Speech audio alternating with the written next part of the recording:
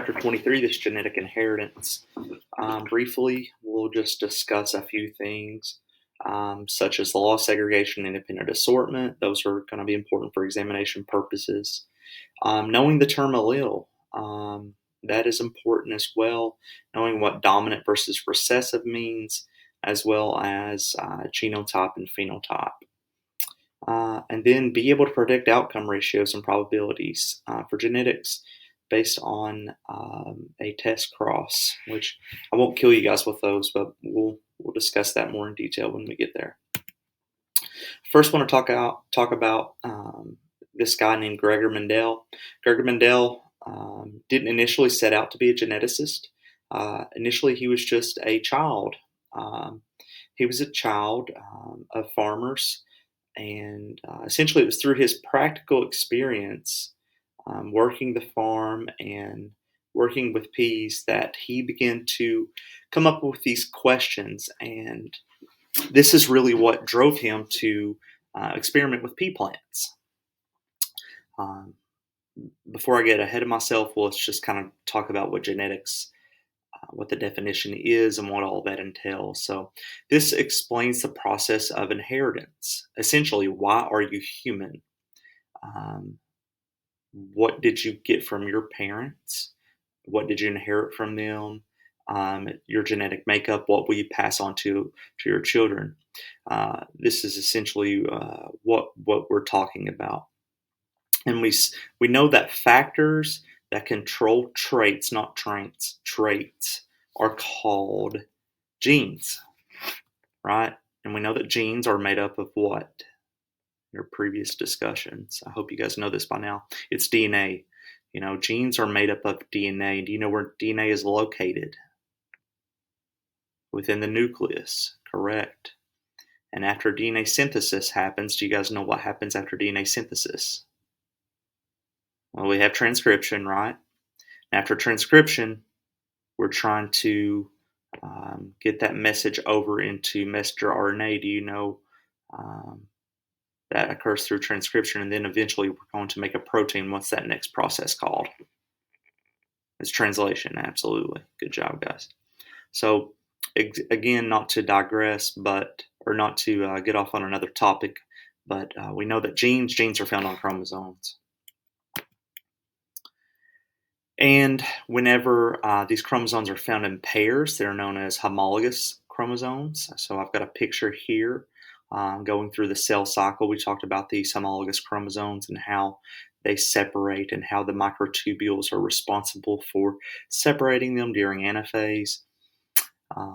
And here we have a pair of homologous chromosomes being held together at the center. That's called the chiasmata. But essentially, what are homologous chromosomes? So homologous chromosomes are just chromosomes that encode a specific factor, right? So we have, I think the book uses the example as finger length.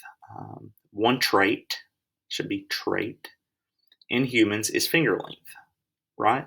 Some humans will have short fingers, some will have long fingers. Depending which homologous chromosome you inherited from your mother or your father will depend on what you express, whether it's dominant or recessive. So one member could contain a gene for short fingers, while the other member could contain the gene for long fingers. This is important. Again, this is important for examination purposes. Probably the first question on your quiz. These alternate forms of a gene for the same trait are called alleles. So again, these alternate forms of a gene are called alleles. So you could have two alleles present for these genes. One could be a short finger, one could be a long finger. I know that's a silly example. It's just an example that the text uses. Another important thing that'll probably show up on an exam, I don't think it's on your quiz, are that alleles, right? We said alleles are just alternate forms of a gene. They're always at the same spot. And a fancy word for same spot is locus. So alleles are always at the same locus. They're always at the same spot of the homologous chromosome. So I want you to think about this big chromosome right here. And it's got these two alleles, and it's present at the same locus, the same spot, right? And it's through the inheritance through the law of independent assortment that we'll get onto further that is responsible for these variations within humans. And again, that will be important for your discussion post. So here a little bit more about Gregor Mendel. Mendel knew nothing about homologous pairs of chromosomes. Again, he was just a child, probably an adolescent, had these questions about um, why did pea plants, why were they some different than others? So he began studying this. But from his work with pea plants, he concluded that pea plants have two factors for every trait, such as stem length, right? He observed that factors controlling the same trait can be dominant over the other, which is recessive, right? So a good example of this, I believe, is brown eyes. So let's say that you have two parents, and one has brown eyes and the other has blue eyes, and they have a child. And let's say that brown is dominant. Three of those children will exhibit brown eyes because brown is dominant, and the other child will experience blue eyes if you have a heterozygous. And we'll show that in the later on during the test cross. Therefore, a tall pea plant could have one factor long stem and another for short stem. Mendel reasoned that this would be possible if the gametes, and again, we remember from meiosis that gametes are what? Just the sperm and the oocyte, right? The final products contain only one factor for each trait. So getting into the law of segregation, again, this will be important for examination purposes. The law of segregation, again, all these points are important. It pretty much says that everyone has two factors for each trait. The factors segregate or separate during the formation of the gametes, and we know that during meiosis we have a separation of the homologous chromosomes. We know that there's two different alleles present on those homologous chromosomes, remember, at the same spot or the same locus. And we know it's through the law of segregation which gives us this variation. Each gamete contains only one factor from each pair of factors. And then fertilization gives each new individual two factors for each trait. And your book has a great picture kind of depicting this law of segregation, and I encourage you to look at that. I wasn't able to paste that into the PowerPoint due to copyright laws, but just if you wouldn't mind, just look in your book, and chapter 23 should be within the first chapter, 23.1. The phenotype. So what is the difference between phenotype and genotype? So I'm sure that you've heard of phenotype and genotype from your high school biology classes. So phenotype, I want you to think of pheno as being physical. PH, pheno is physical. This is your physical outward appearance, right? This is what makes us look like we do. So within this picture, you can see clearly that we have three different types of alleles or allele types, combinations. We have AA, which is A is going to be the dominant factor, probably producing this violet color. And the big A, little a, this is heterozygous. So we have homozygous dominant. Homo means same, right? Then we have heterozygous. So what is heterozygous? This is just a big A dominant allele, and a little a recessive allele. So the big A, again, is going to be the dominant. So we could say this is two A's are the same. So we know this is homozygous, and they're both capital A's, which means they're dominant, right? So this is considered to be heterozygous, right? Hetero means different.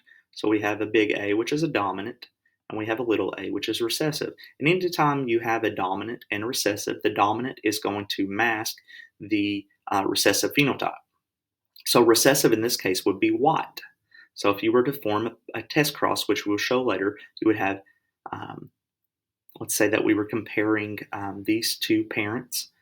You would have a big A and a big A and a big A and a little a, and then you would just test these against each other, and then you would be able to exhibit what their potential childs would look like, or children would look like. And over here, a little a and a little a, this is known as homozygous recessive. And it's recessive because, again, these two alleles here are lowercase a's, right? These are just lowercase a's. And we know that the recessive phenotype, or the recessive genotype, I apologize, would be the little a's. So the phenotype would be the physical characteristic. This would be things like stem length, um, the color variation, maybe how big the petals are, things of that sort. So, again, the text says here that the phenotype of an organism refers to the individual's actual appearance. So, the physical characteristics, again, physical characteristics, the outward appearance, could also describe the microscopic and metabolic characteristics. Some examples that your text uses are freckles and fingerling. These are things that you can actually see on the outside, so the outward appearance. Both traits have variations in the phenotype, which are determined by the combination of alleles that the individual inherited. And we've discussed that, right? So if you were to, again, in a test cross, which we'll get into later, when you form the box and you test the combinations of the alleles against each other, these would determine the phenotype. And again, this is homozygous dominant because again, there are two dominant alleles, big A. Big A, homo means same. These are heterozygous because again, you have two different alleles, a big A and a little a. And this is homozygous recessive, and we know that because homo means same, and we have two recessive alleles. So we've discussed phenotype. We know that phenotype is the physical characteristics. Now let's discuss the genotype. The genotype refers to the alleles the chromosomes carry that are responsible for that trait. So again, this is your genotype. Your genotype are the actual alleles themselves. The phenotype is just your, I guess you could say, the product of the combination of your genotype. So the text says here that in diploid organisms such as humans, a pair of homologous chromosomes contains two alleles for each trait, right? One on each member of homologous chromosomes, and it's through this law of segregation, it's through the law of independent assortment that will give us this phenotype. So again here, just kind of discussing what we've already talked about. The dominant allele masks the expression of the recessive allele when they're together in the same organism. So we have here an example on the right-hand side of the screen that you have a chromosome with a wild type for a common allele and a chromosome with a mutation. Homozygous, so the unaffected individual cannot pass on the mutation because why? This must be dominant, right? You have two of the same, right? It can't pass it on. This is considered a carrier. So you have one normal, right, of the wild type, and you have one mutation. So the affected individual has a 50% chance of passing the mutation on to its offspring. And we know that this was probably a recessive mutation because during a test cross, if you had a big A and a little a, and a big A and a little a, you would have in your first box a big A and a big A, your second box a big A and a little a, and you would have a big A and a big A in this box, and two little a's. And we'll kind of discuss that later on, as we'll see. A recessive allele, this is an allele that exerts its phenotypic effect only in the homozygous, right? Only in the homozygous. Its expression is masked by a dominant allele. So this would have to be, in order to be expressed, homozygous recessive. And we know that it has to be homozygous recessive because why? We know homo means same, and we know that recessive means what? Two recessive or small letters. Two small letters which do not have a dominant allele, which means that it's able to be expressed. So again, in the case of a single trait such as freckles, there are three possible combinations of the genotype, right? You can have a homozygous dominant, you can have a heterozygous, which is just a big F and a little f, and then you can have a homozygous recessive. However, if you were able to inherit a mutation that was just dominant, like this S, which produces a condition called brachydactyly or shortened fingers, this would be expressed. Again, this here is just kind of depicting what we've already discussed. If the two members of the allelic pair are the same homo, the organism is said to be homozygous. Both FF and FF are homozygous. FF, when they're capital, are homozygous dominant. When they're little, they're recessive. If the two members of the allelic pair are different, hetero, what do we say about this?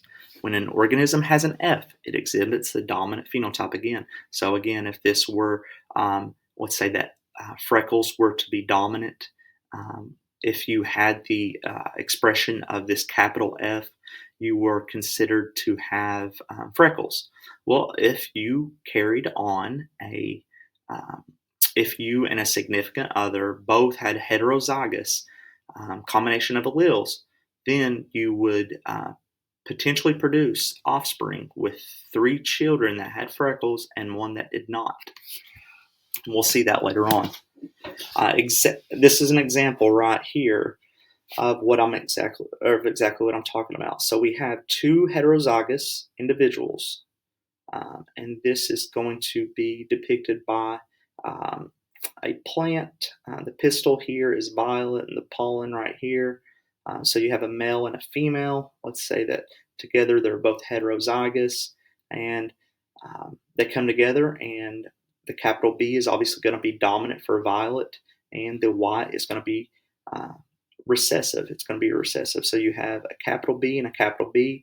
You put the male and the female um, on the um, vertical and horizontal top of your Punnett square. You draw this square right here, right? You have four boxes over here. You've got a capital B and a lower B, a capital B and a lower B, and now you test them, right? So these are considered to be heterozygous. They're carriers. They can carry on this recessive trait um, to their offspring. So what could be the possible combinations that they could produce? Well, you've got a 1 in 4 chance of producing a recessive or a white plant. We'll test here. We go B to B. We know there's two capital B's, so they would obviously be violet. We have a B to a lowercase b. Well, we know the dominant allele is expressed, so therefore it's going to be violet. We have a little b and we have a big B. So when those combined, they're clearly going to be violet because you have this dominant allele. But what happens when we have two little b's?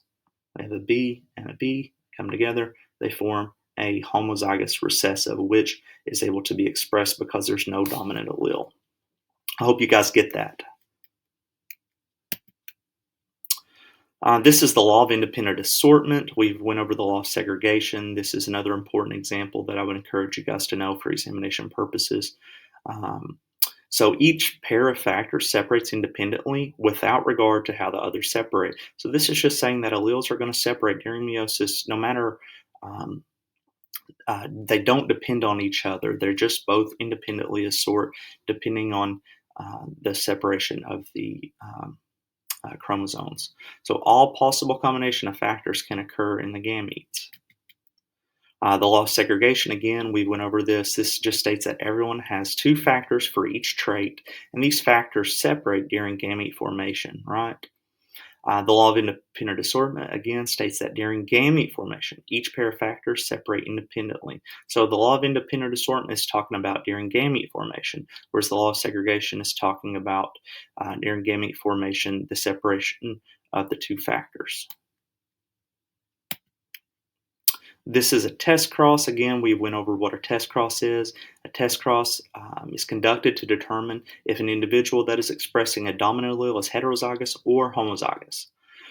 For example, we could use freckles. We could test again by putting your two alleles for heterozygous family. You could have big F and a little f, a big F and a little f. And again, in the top box, you would see that if this were a big F, this were a little f, a big F, and a little f, you would see that this would express freckles because they would both be dominant. This would express freckles as well because you would have a heterozygous dominant. The freckles would again be expressed because of the dominant allele. And again, it would happen in this one too because again, we have a heterozygous dominant. But in this square here, one of the four children would not express freckles because this is a homozygous recessive child.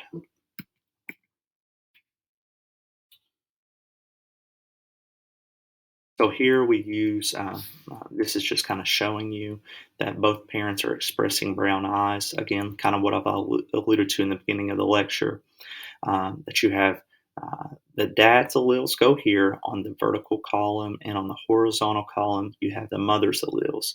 So again, if we were to do a test cross, if we were to say that a capital A was for brown eyes, This is a dominant allele. You could see during the test cross that a big A and a big A is obviously going to display the brown phenotype. If you had going to this one, you had the heterozygous because the big A and the little a is again going to produce a heterozygous dominant brown-eyed child. But what about this one? Again, you have a 1 in 4 chance of producing a homozygous recessive child, right? So this would be considered what we call a 3-to-1 ratio. 3-to-1. When two heterozygous individuals come together and produce a child with a homozygous trait, such as blue eyes, we know that the parents had to be heterozygous. They had to be heterozygous. Now we're going to get into pedigree analysis, and you're asking me, what is a pedigree? A pedigree is just a chart of family history regarding a particular trait. So you look at a family and you look at the inheritance of maybe some different disorders, and you try to figure out what is the inheritance pattern. If an inherited condition is due to an autosomal dominant or an autosomal recessive allele, we can often look at these pedigrees and determine that. So just to explain pedigree, how to analyze them, they're done for humans. They're also done for other organisms such as dogs and livestock. Within the chart, males are going to be designated by squares and females by circles. When you have a line coming out to a child, so here you've got a male, here you have a female. When you have a line coming out, this just means simply a kid. So this has a child right here. This has a child, they're both daughters. They have a son.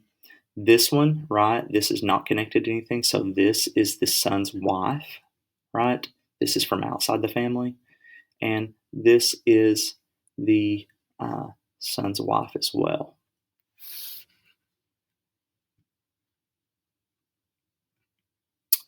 A line between a square and a circle represents a mating. A vertical line going downward leads directly to a child. If the purpose of the pedigree is to follow the inheritance of a particular trait, those individuals with the trait, called effective individuals, are usually shaded. One important thing about a pedigree is you always, before you start, you want to look for the key. That's very important to know. You have to look at the key to see what you're interpreting, whether the shaded individual is experiencing the mutation or experiencing the disorder, or whether they are not. Does the following pattern of inheritance represent an autosomal dominant or autosomal recessive characteristic? And we will see on the following slide. So in the pattern depicted on the previous slide, the child is affected, but neither parent is. This can only happen if the disorder is recessive, and we know that because you have neither affected individual, right? So they must be carriers. Again, they must be carriers for this trait. But you have an affected child, and we can see that through the test cross, right? So if we were looking at blue eyes and we were to look at a pedigree, so both of these would be considered carriers. They carry the blue allele, but they're not expressing it. And you had the same thing here for the mother and father. So let's look at it on this. So if the mother and father both had brown eyes, and we're looking to see, does this child have blue eyes? This child has blue eyes. We know that the parents both were carriers, a big A and a little a.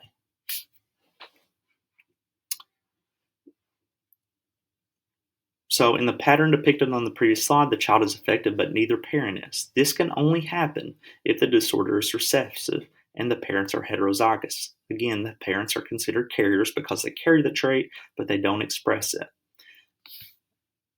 The text says, notice that the parents are carriers because they are unaffected, but can have a child with a genetic carrier. So there's some certain disorders that we kind of talked about throughout the year, and we'll kind of revisit those.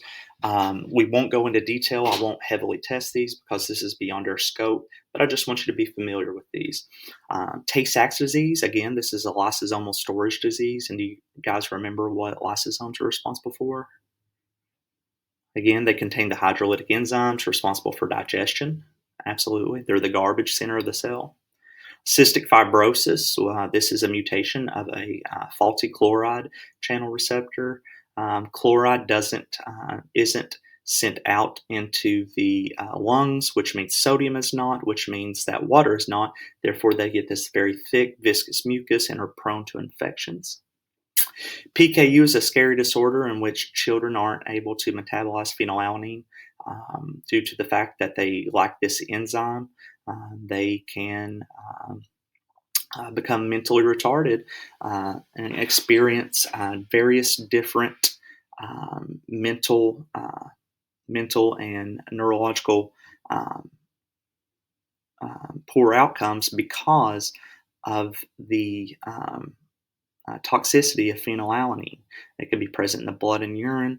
It's tested so common that it's tested for at birth because the child will develop normal if he's not exposed to phenylalanine. And you would be very surprised if you looked at the back of food products and food drink labels to see how common phenylalanine is within these products. Sickle cell disease, this is common in African Americans. This is whenever you have a point mutation in an amino acid, which causes the red blood cell to undergo sickling, and therefore it's not able to circulate through the blood as well, which causes these children to become hypoxic because oxygen doesn't deliver as well, and they develop extreme pain due to the sickling. We'll kind of discuss these more in detail. So here we have Tay-Sachs disease. Tay-Sachs disease is due to a lack of an enzyme called hexamidose A. The lysosomes build up in many different organs, such as the brain, the eyes, and it causes progressive neurological deterioration. That's really all I'll say about that. It's very common in the Jewish population, very prominent in Central and Eastern European descent. Cystic fibrosis. Cystic fibrosis is the most common lethal disorder within Caucasians. I'm sure that some of you may know somebody affected by cystic fibrosis. It's due to a mutation in a chloride channel. Because the chloride channel is mutated, the sodium doesn't expel out the plasma membrane as well. So that means water can't follow. And because water can't follow, you have this buildup of thick, viscous mucus that's present in the bronchial tubes and the pancreatic ducts. Children can get pancreatitis. They can get these horrible-looking pneumonias and scarring of the lungs, as you can see in this image here. PKU, like we said, I kind of put this picture over here just to kind of illustrate what's happening. It's an inherited error in metabolism in which there's toxic levels of phenylalanine that build up. It can cause mental retardation, convulsions, behavioral problems, musty body odor. That's actually phenylalanine is an aromatic compound, which means it produces an aroma, which means that they have very prominent smell present. Sickle cell disease again is due to the fact that the red blood cells are not bioconcave due to a defect in hemoglobin. This means that children with sickle cell disease experiences poor circulation, anemia, and are very prone to actually get they're very prone to get certain types of infections. So we have autosomal dominant disorders. Again, we know that dominant, when there's a presence of a dominant trait, it masks the recessive trait. Some examples of this are Marfan syndrome, Huntington's disease, and osteogenesis imperfecta. So Marfan syndrome is due to a defect in collagen. It's actually due to a defect in this protein called fibrillin, which is an elastic connective tissue. Huntington's disease is abnormal formation of the Huntington protein, which is due to a trinucleotide repeat. Again, 3 nucleotide CAG, which causes this. Osteogenesis imperfecta, these children have weak and brittle bones. So what I want you to get from this slide is be able to recognize autosomal dominant disorders in a pedigree. So you have inheritance of only one dominant allele. So if the parent's affected, both parents are affected, the children are affected. If the child is unaffected, then both parents are affected. Again, because the child's a carrier. This can happen in the condition if the condition is autosomal dominant and the parents are heterozygous. Again, we know that looking back at figure 23.3 will kind of illustrate that.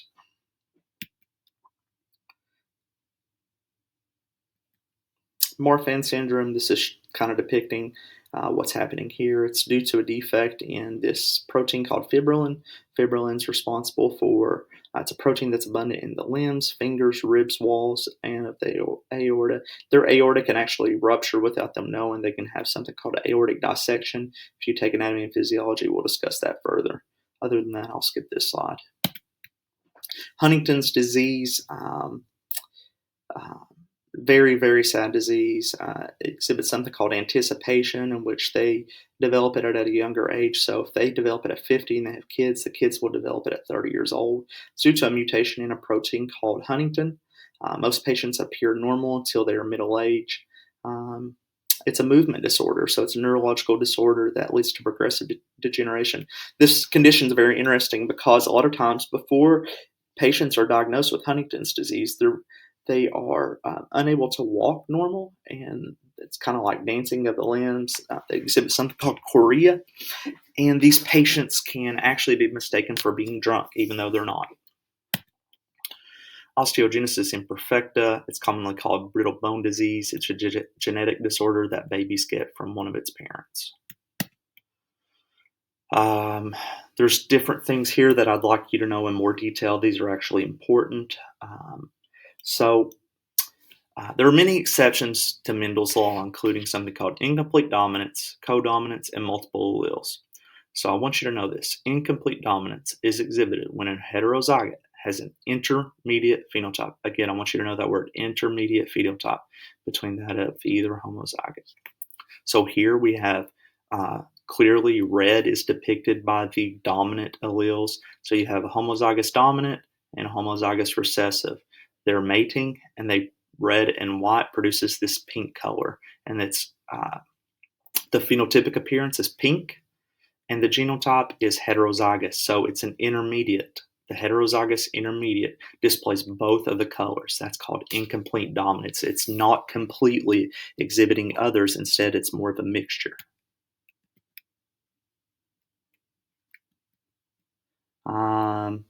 Here, codominance. Codominance is when they express both of the genotypes. So a good example is the blood type AB. It both exhibits blood type A and blood type B. They are codominant. They are inherited and equally expressed in the heterozygote.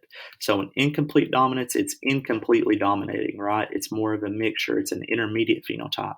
Whereas codominance is equally expressing both genes, or both alleles. The example that I will probably include in the quiz will be AB blood type. And then something called polygenic inheritance. And polygenic inheritance, another word for that is pleiotropy.